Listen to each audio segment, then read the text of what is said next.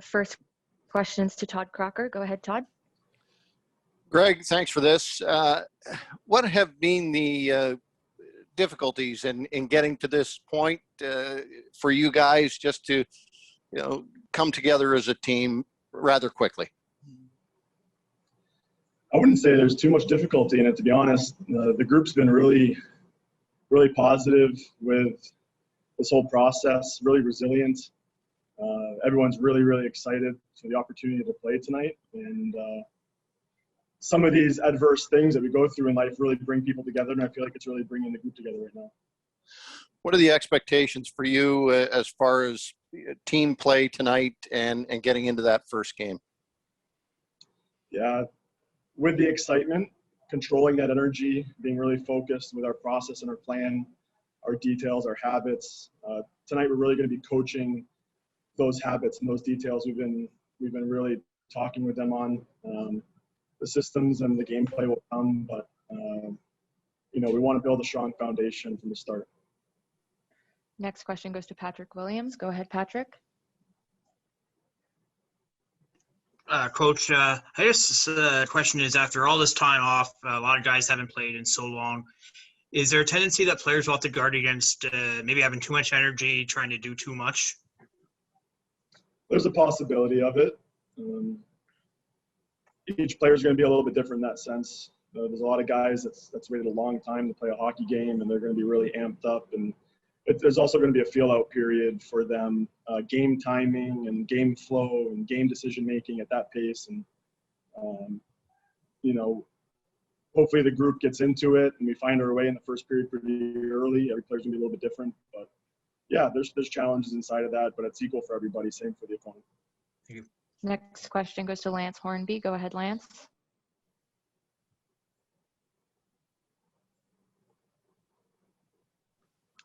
Lance, I think you're on mute.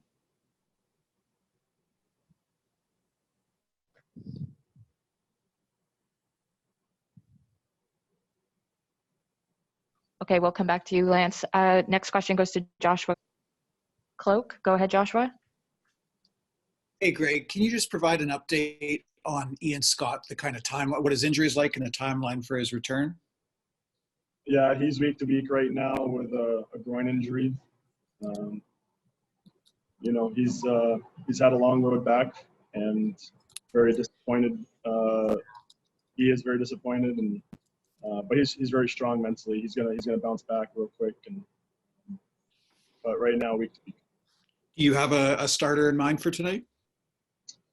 Yeah, D'Agostini's filled in. He's been around the group for a little bit now, and extremely competitive. The group's really enjoyed getting to know him, and he's fit in very well. So we look forward to seeing him in that tonight. Next question goes to Kevin McGran. Go ahead, Kevin. Hey, Greg, great seeing you again.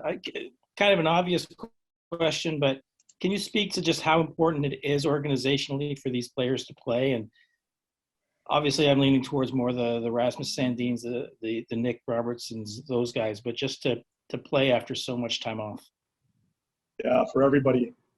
Again, as a staff, the players were very, very grateful for this opportunity to play this season, to be in the spots that we're in today.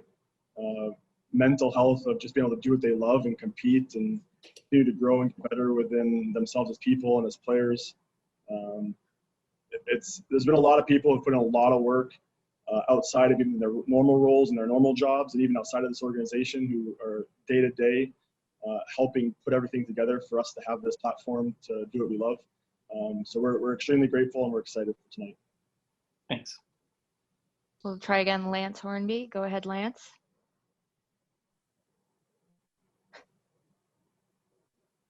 Okay, we'll come back to you. Jacob Stoller. Go ahead, Jacob.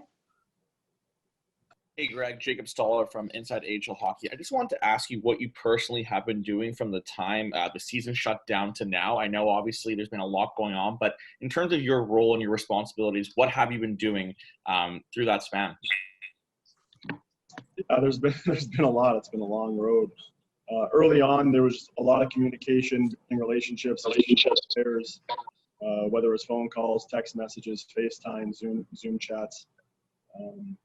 I was still new to the organization coming in mid-season. There was still a lot to build there for myself and in those working relationships, especially with the players. So this time has allowed for that, and I'm really comfortable and excited for where I am at within my role and my relationships with people in the organization. And obviously, there's been a ton of study. Our coaching staff has done a lot of work and really prepared well for this return. So, when there's that much time off and that much preparation, you're very eager to get to work to lay that out and see it come to fruition and really see the investment we've put in come to life. Okay, we're going to go with two more. Up next is Justin Levine. Go ahead, Justin.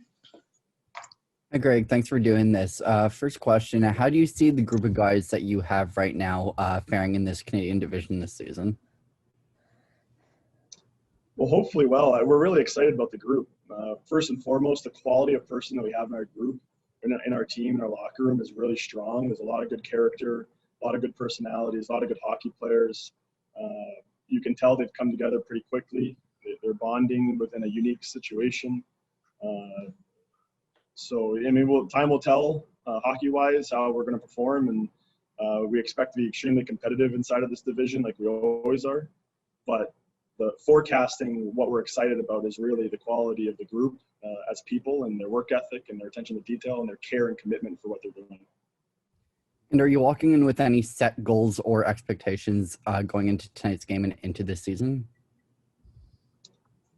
Good question. Not in the sense of like having had so many wins and specific number of goals, but we have a very specific process that we want in place to help these guys develop professionally. And it's the daily habit, the daily communication, the daily commitment to how we're doing things, what that process is, and what our habits are. Thank you. Appreciate it. And last question goes to Lucas Weiss. Go ahead, Lucas.